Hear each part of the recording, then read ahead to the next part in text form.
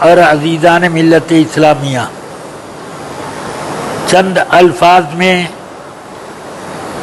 ایک بات آپ سن لیں کہ عوامی جگہ پر نماز پڑھنے کے لیے ظلماً و تعدی کے طور پر مسلمانوں کو روک دیا گیا۔ اب مسافروں کے لیے بڑی پریشانی ہے۔ پہلے تو پلیٹ فارم پر اتر کے نماز پڑھ سکتے تھے، مگر اب اتریں گے فوراً پولیس ان کو جیل خانے بھیج دے گی۔ اور اسی طرح ایئرپورٹ پر یا اور کسی فٹ پاتھ پر، پٹرول پمپ پر جو کہیں بھی موقع پاتا تھا وہ سب کر لیتا تھا، مگر یہ پریشانیاں لاحق ہو گئی ہیں۔ ہم سب کے اوپر یہ ذمہ داری عائد ہوتی ہے کہ اس سلسلے میں سپریم کورٹ نے کسی زمانے میں یہ فیصلہ کیا تھا، اس فیصلے کو برقرار رکھا جائے کہ نماز کے لیے مسجد کوئی ضروری نہیں ہے، وہ جہاں چاہیں پڑھ سکتے ہیں، تو اب وہ برقرار رکھنا چاہیے۔ اس سلسلے میں احتجاجی مضمون بھی نکالے جائیں اور کچھ اس سلسلے میں مطالبات بھی لوگ پیش کریں، نہ یہ کہ مولوی لوگ اب کھٹ سے یہ فتویٰ صادر کر دیں کہ تم لوگ نماز قضا کر کے گھروں پر آ کر کے پڑھ لیا کرو۔ معاذ اللہ، جان بوجھ کر زبردستی نماز کیوں قضا کی جائے؟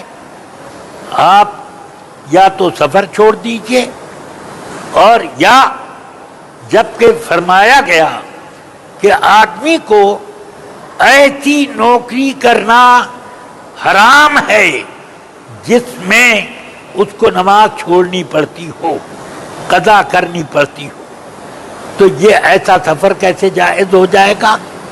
اس لیے یہ سب مطالبات اپنے سامنے رکھے جائیں، نہ یہ کہ جیسے ہتھوڑا باندھا، ہتھوڑا کا ایک مولوی فتویٰ دیتا ہے کہ آپ لوگ نماز قضا کر لیا کریں اور گھر پر آ کر کے اسے ادا کر لیا کریں۔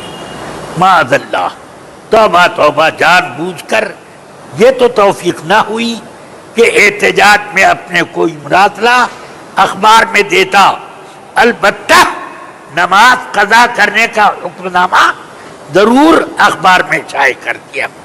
اس سے یہ بات سمجھ میں آتی ہے کہ وہابیہ در اصل ہم اہل سنت و جماعت جن کی نمازیں ہوتی ہیں ان کی تو نماز نہیں۔ لا يقبل اللہ منہم صرفا ولا عدلا، حدیث شریف میں فرمایا کہ اللہ تعالی نہ ان کا فرض قبول کرتا ہے نہ نفل، تو ان کے لیے کیا ہے؟ تو ہم لوگوں کے لیے یہ پریشانی کا باعث ہے۔ اللہ تبارک و تعالی اس سلسلے میں صحیح پوزیشن جو نمازوں کو باقاعدہ پڑھنے کی ہے وہ ہم کو عطا کرے۔ سفر میں ہم کو میدانوں میں نماز پڑھنے کی اجازت ہے۔ آ گیا عین لڑائی میں اگر وقت نماز، قبلہ روح ہو کے زمیں بوس ہوئی قوم حجاز، ایک ہی صف میں کھڑے ہو گئے محمود و عیاض، نہ کوئی بند رہا نہ کوئی بند نواز، بند و صاحب و محتاج و غنی ایک ہوئے، تیرے دربار میں پہنچے تو سبھی ایک ہوئے۔ اپنے حالات کو درست کرو اور اس کے اوپر اخباروں میں اور مراسلوں میں اپنے احتجاج درج کراتے جاؤ۔